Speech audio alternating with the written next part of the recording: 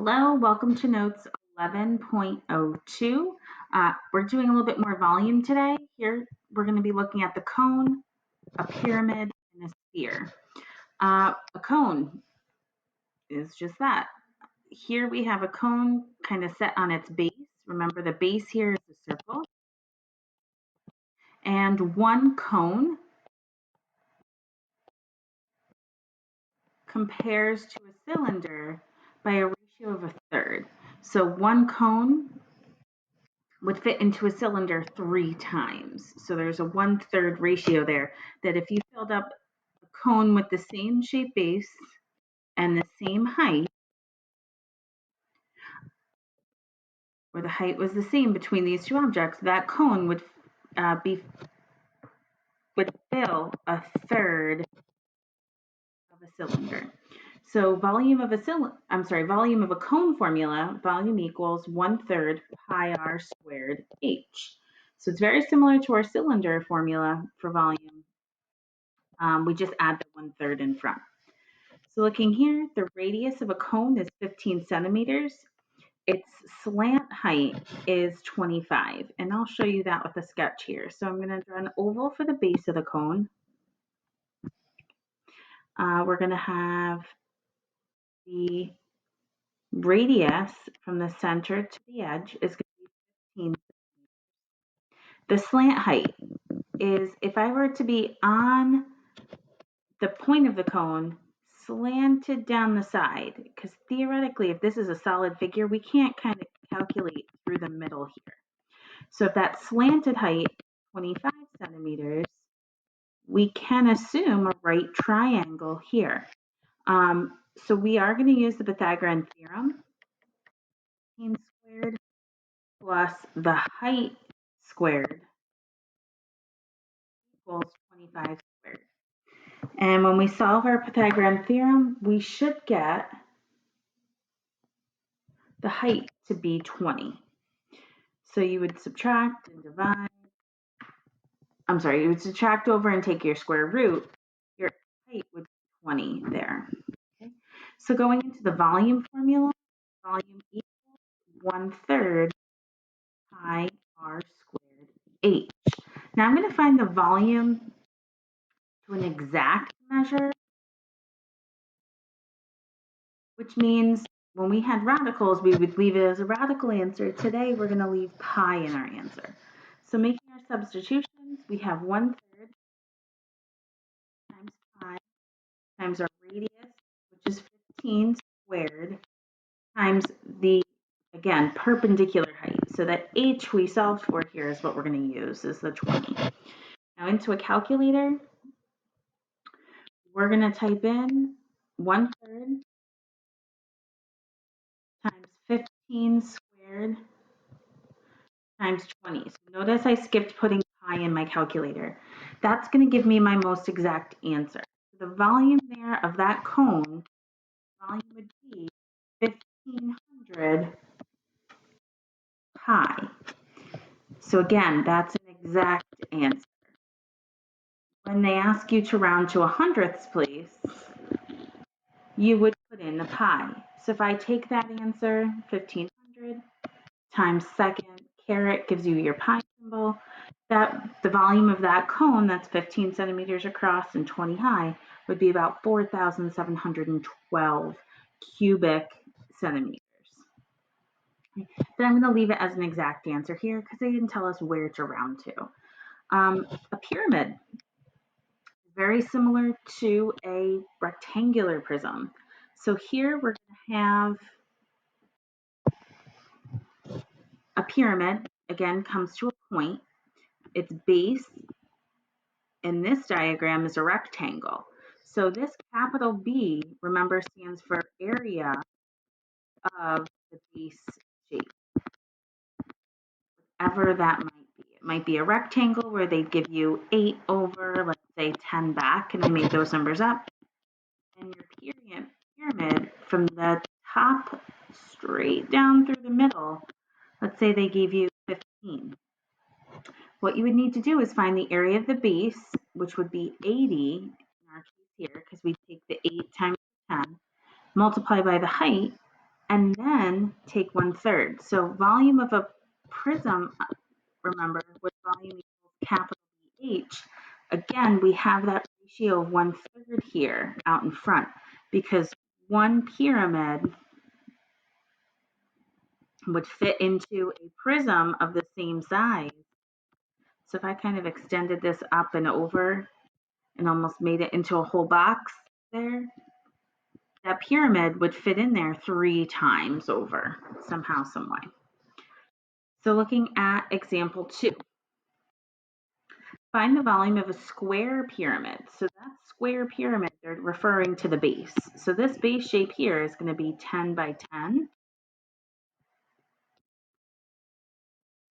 So that shape there is a square and a height of 12 inches. Now, how I do the height is I kind of talk about it, that dotted line, straight down to the middle.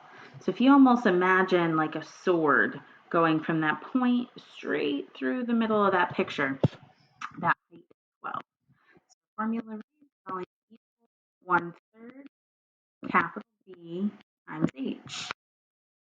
So my area of the base here is going to equal 10, which will be 100. I'm going to take 1/3 of 100 times 12. Now mathematically, I can multiply in my head. 1/3 of 12 is 4. So our volume here is going to be 4 times 100, or 400 inches.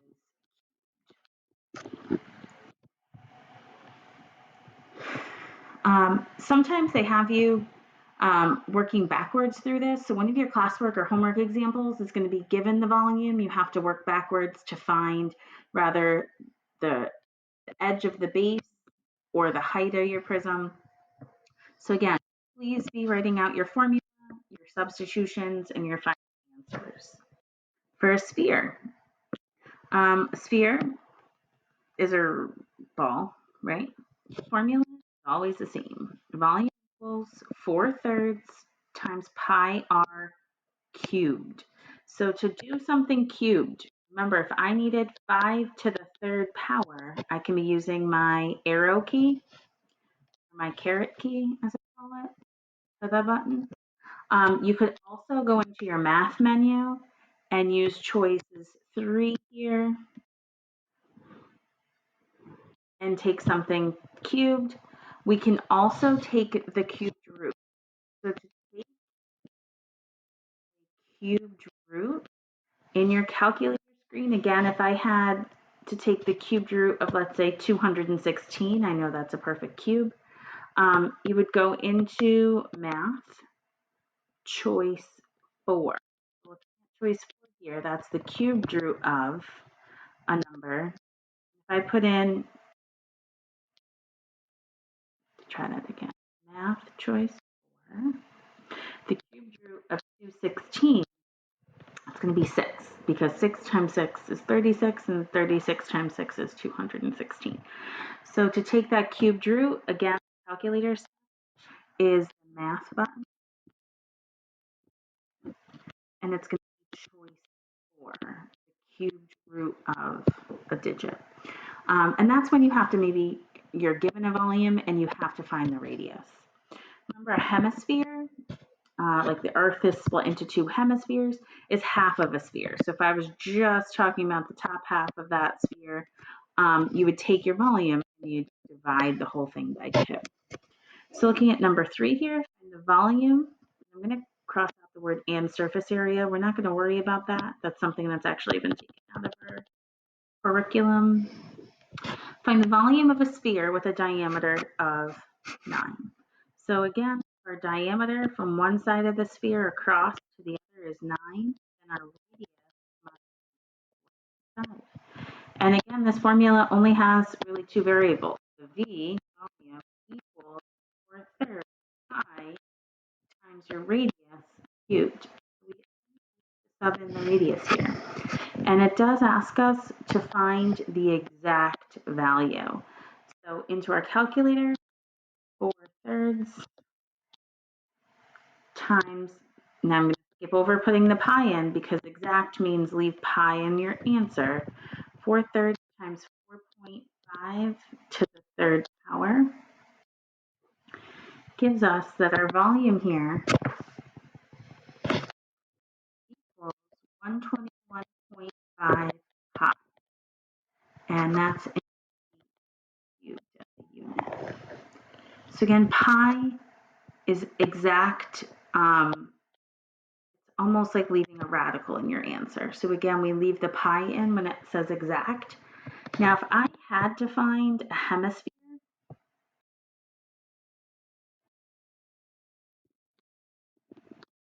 we would take that 121.5 and divide by 2.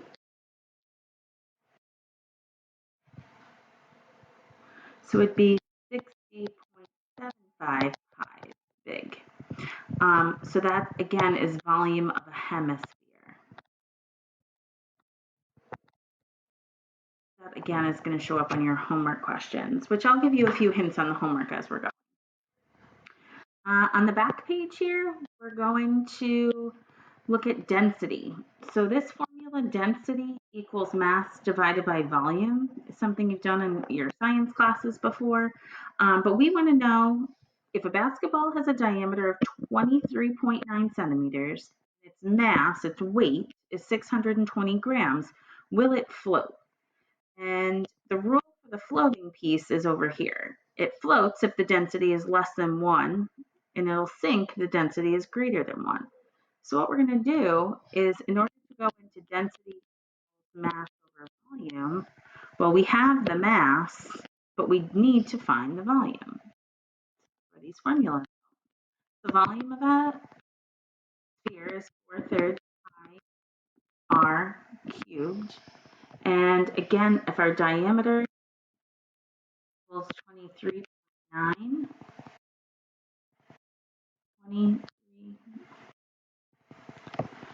23.9 divided by 2 gives us 11.95 as the radius. So if our volume equals 4/3 pi times 11.95 cubed. Now, we don't need an exact answer here because we're just going to be taking this value and dividing from our mass. So I'm just going to type the whole piece in here. So we have 4/3 times our radius, 11.95 to the third power. And we get a volume approximately. Again, this is where the 4 decimal places are going to be important. 7,148.1280. So in moving over into our density equation, our density equals 620 divided by this answer. So I'm going to take 620 and divide. I'm going to go highlight that answer and kind of paste it into the denominator there. And we get, so that was 80, that the density equals 0.0867. So will a basketball float was the question, and if the density is less than 1, it will float. So the answer here would be yes. Okay. Moving to a few of your homework questions. That was it for the notes today. It was pretty quick. The very first question, I'm going to read for you and actually set up a little picture. A water cup is in the shape of a cone and it has a height of 4 inches and a maximum diameter of 3 inches. So they're talking about a water cup. Like if you were to go to a water cooler, maybe at the doctor's office, is usually where I see these.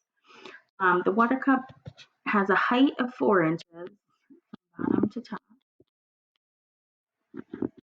and a maximum diameter of 3 inches. Okay. What is the volume of the water cup to the nearest tenth when the cup is filled half its height? Now this is where you have to be careful with half its height, because if you were to just find the volume and divide by 2, that's going to be as if you like split it down the middle. Okay. So the cup, if I fill it only halfway from the tip of the cone to halfway up, that space is a lot smaller than halfway because the other portion of the cup up here has a lot bigger space. So it fills quickly down here and then it slows how it fills from the top up. So in order to find this, we're actually going to find just half of that cone. So if our height now is 2, so we're only filling it halfway from the bottom, our diameter here, let me just grab it in color, our diameter from here to here isn't 3 anymore. The 3 is way up here at the top, but it's going to be in that ratio. 4 compares to 2 as 3 compares to a diameter of 1.5. So you're really only filling half of that cone. So spatially, some of these questions really kind of get tricky. So we want you to find the volume of the bottom of that cone and decide which choice. You can work on that question. Number 2, again, spatially, I want to explain this question. We're talking about tennis balls. Can. Tennis balls are sold in cylindrical cans with each ball stacked one on top of the other. A tennis ball has a diameter of 6.7 centimeters. To the nearest cubic centimeter, what is the maximum volume the can holds to stack 4 tennis balls high? So here's just spatially the picture of what you're looking at. Remember, in that cylindrical cone, you're fitting 4 tennis balls inside. So remember, your radius of a or the diameter of each tennis ball goes horizontal. Sorry, I needed a lighter color here. Goes horizontally. It also goes vertically. So when you're talking about a sphere, your diameter goes across, it also goes down. So that's how you're going to get the whole height of your cylinder. Is if each tennis ball is 6.7 inches per, and you have 4 stacked high, that'll help you get the height of your cylinder there. So again, reread the question, but spatially I wanted to explain a few of the pieces there. Little trick number 3 is the word hemisphere. Okay. So for number 3, make sure you divide as you're going. Also, they tell you the density is 62.4 pounds per cubic inch. What is the weight of the water? So here you're going to find a volume first of your hemisphere. 4 pi r cubed. We're going to divide that all by 2 for half a sphere. But you're also going to need your density equals mass divided by volume because you're looking for the weight, which is the mass within your formula here. So try number 3 on your own. Number 4 is pretty straightforward. Just a little clue with that one is that it has a square base. So if this side is 6, you're also going to need a 6 here.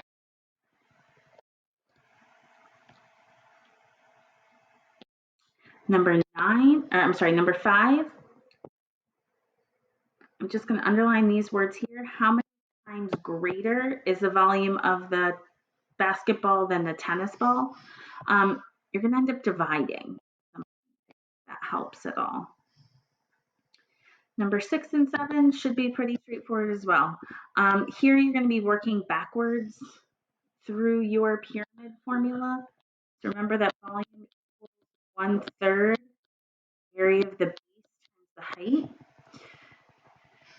And you're given a volume and you're given a height. You're asked for a side of the base within that pyramid. And again, it's multiple choice. So if you do need to kind of guess and check with your choices into the formula, that's also an option. Good luck. Email me, message me if you need any help. I am going to be available Friday for a little while. If you'd like to see me during some office hours, we can set up a Google Meet session. Thank you. Have a great day.